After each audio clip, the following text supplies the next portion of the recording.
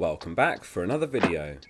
In today's video I'll be giving recognition to the greatest female FPL manager to have ever played the game. Her record is exceptional and speaks for itself. If you enjoyed today's video, please remember to drop a like and subscribe to the channel. Enjoy the video. Fantasy Premier League continues to increase in popularity around the world, albeit as a 95% male dominated player base. However, more and more women are playing the game than ever before, and the female player base is growing at a faster rate than the males. The Premier League released data at the start of 2021 to demonstrate this, and it's been great to see in our community with an ever-growing list of female content creators and contributors. Between the 15-16 and 19-20 seasons, that player base has more than doubled in size, from 165,000 to 353,000, and is projected to pass 500,000 in the 21-22 season. Anita Jones, a Premier League presenter and content creator, said, "The growth of women in FPL is only natural within football as a whole. We're seeing female presence grow when it comes to commentators, pundits, journalists, so that spillover is natural.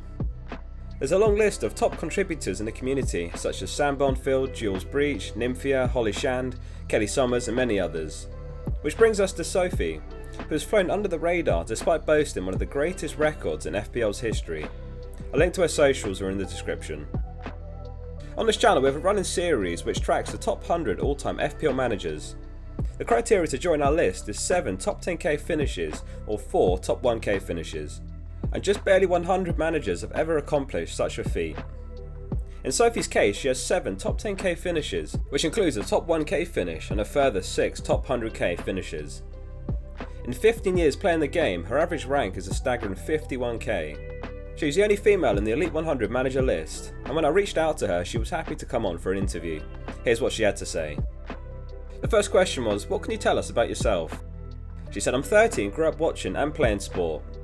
I studied maths and sports science at university, but I'm not massive on analysing loads of fantasy football stats other than whatever's on the Premier League website, such as player history and upcoming fixtures. I work for a big gambling company now, but I wouldn't say it helps me at all. Working from home now has also been a great way to avoid the water cooler moment conversations in the office with guys about fantasy football that I can never be bothered for. The next question was, which team do you support? She said, Chelsea. I was born into a football loving family with both parents supporting Chelsea. I don't think the team to support was even an option, it was a way of life, especially with 3 brothers as well. We've got season tickets and must have been going for about 20 years. I spend the majority of my weekends watching football. The next question was, how did you first get into FPL? She said, honestly I can't remember. According to my history I started in around 06-07. It was so long ago, I was only 15. My brothers probably played so I played too. I remember having a league with school friends and coming home on a Friday and going straight to BBC to read team news and update my team. The next question was, what tips can you share behind your success? She said, definitely some well-timed luck and loyalty to my beloved Chelsea players. Big thanks to Lampard, Drogba and Hazard. Mount will be next. I love a 5-man midfield. I can go a few weeks without one, but it just doesn't feel or look right, and it isn't my team without one. I hate having a bench too. I've always tried to maximise the money available for my main 11. I can't stand it when my bench players get points, and I hate having dilemmas of who to play, so I try to just get the cheapest subs possible. Bonus if they're actually a playing 4mm defender. I go cheap with my goalie too, 4.5 and 4.0. I've also got an FPL notes to myself on my phone. A sort of lessons learned over the years. Just some reminders to myself about how Arsenal are terrible and their players never perform well for me, since Ramsey left anyway. To never trust Pep in a double game week and ignore what other people think is a good idea, the list goes on. If I've had a bad week, I try to just block it out. I don't bother looking at my rank to see the red arrows, and recently I don't even look at my leagues to see other people's teams, how they're doing or who they've got. Too many date nights with my boyfriend have been ruined by either one of us being pissed off for having a bad week. And the final question was, what's your best FPL memory?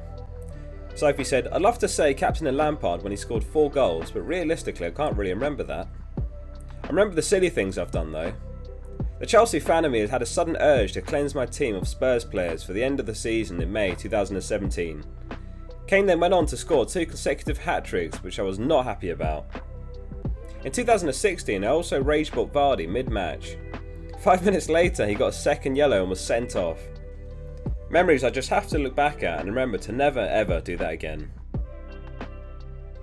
Thank you again to Sophie for taking the time to answer the questions.